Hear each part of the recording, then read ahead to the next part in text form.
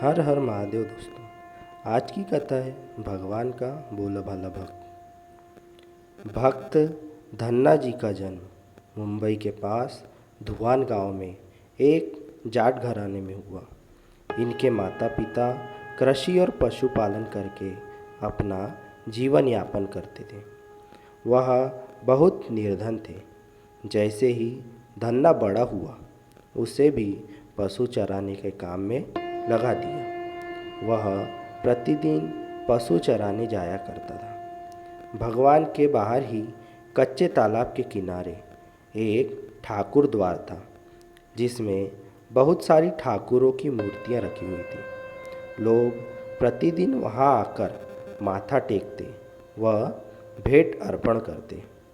धन्ना पंडित को ठाकुरों की पूजा करते, स्नान करवाते व घंटियां खड़काते रोज देखता। अल्पबुद्धि का होने के कारण वह समझ न पाता। एक दिन उसके मन में आया कि देखते हैं कि क्या है। उसने एक दिन पंडित से पूछ ही लिया कि आप मूर्तियों के आगे बैठकर क्या करते हो। पंडित ने कहा, ठाकुर की सेवा करते हैं, जिनसे कि उनकी मनोकामनाएं पूर्ण होती है। धन्य ने कहा, यह ठाकुर मुझे भी दे दो। उसे छुटकारा पाने के लिए पंडित ने कपड़े में पत्थर लपेटकर दे दिया। घर में जाकर धन्य ने पत्थर को ठाकुर समझकर स्नान करवाया और भोग लगाने के लिए कहने लगा। उसने ठाकुर के आगे बहुत मिन्नतें की। धन्य ने कसम खाई कि यदि ठाकुर जी आप नहीं खाएंगे तो मैं भी भूखा ही रहूँगा। उसका यह प्रण देखकर प्रभु प्रकट हुए तथा रोटी खाई व लस्सी पी।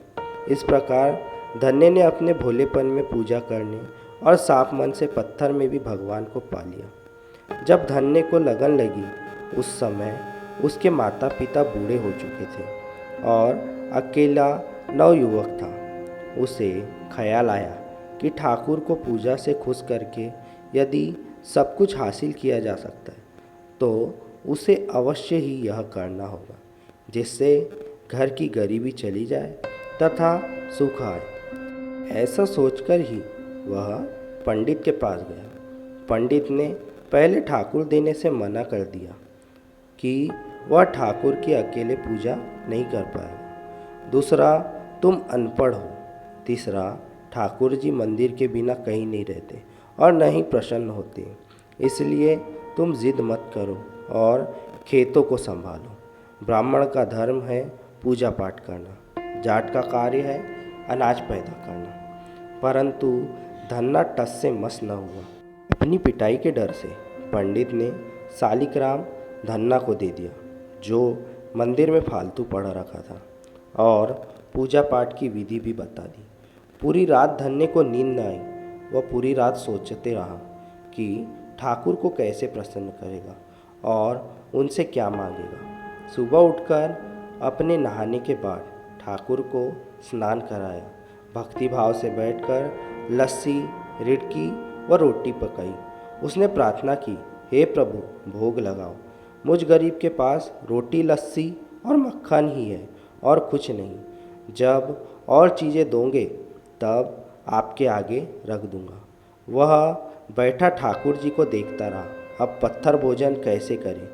पंडित तो भोग का बहाना लगाकर सारी सामग्री घर ले जाता था, पर भले बालक को इस बात का कहाँ ज्ञान था। वह व्याकुल होकर कहने लगा कि आप जाट का प्रसाद नहीं खाते? दादा तो इतनी देर नहीं लगाते थे। यदि आप अपने प्रसाद न खाया तो मैं मर जाऊंगा, लेकिन आपके बगैर नहीं खाऊंगा। प्रभु जानते थे कि यह मेरा निर्मल भक्त है, छल कपट नहीं जानता। अब तो प्रकट होना ही पड़ेगा।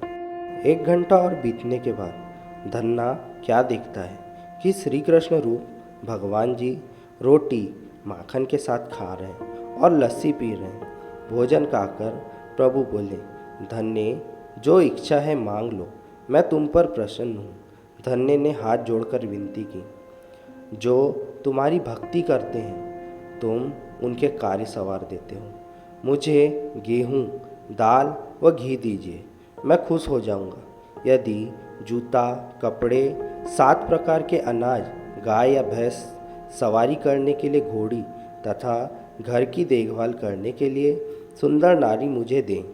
धन्य के यह वचन सुनकर प्रभु हंस पड़े और बोले, यह सब वस्तुएं तुम्हें मिल जाएगी।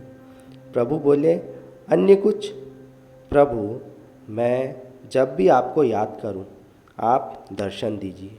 यदि कोई ज़रूरत हुई तो मैं बताऊंगा। भगवान ने तथास्तु कहकर उत्तर दिया। हे प्रभु, धन्ना आज से आपका आजीवन सेवक हुआ। आपके अलावा किसी अन्य का नाम नहीं लूँगा। धन्ना खुशी से दीवाना हो गया। उसकी आंखें बंद हो गई। जब उसने आंखें खोली तो प्रभु वहाँ नहीं थे।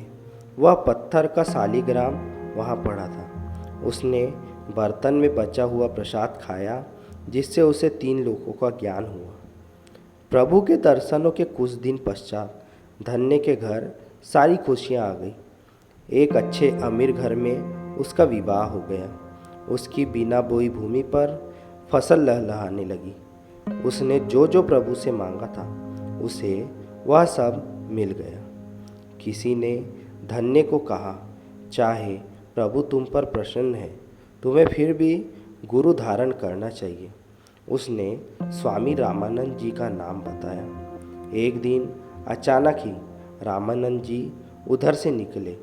भक्त धन्य ने दिल से उनकी खूब सेवा की तथा दीक्षा की मांग की। रामानंद जी ने उसकी विनती स्वीकार कर ली और दीक्षा देकर धन्य को अपना शिष्य बना लिया। धन्ना भगवान के नाम का सुमिरन करने लगा। तो दोस्तों, यह थी भगवान के भोले भाले भक्त की कहानी। दोस्तों, अगर आपको यह कहानी अच्छी लगी हो तो हमारे इस कहानी को लाइक कर दीजिएगा, हमारे चैनल को सब्सक्राइब कर दीजिएगा और बेल आइकन पर क्लिक कर दीजिएगा।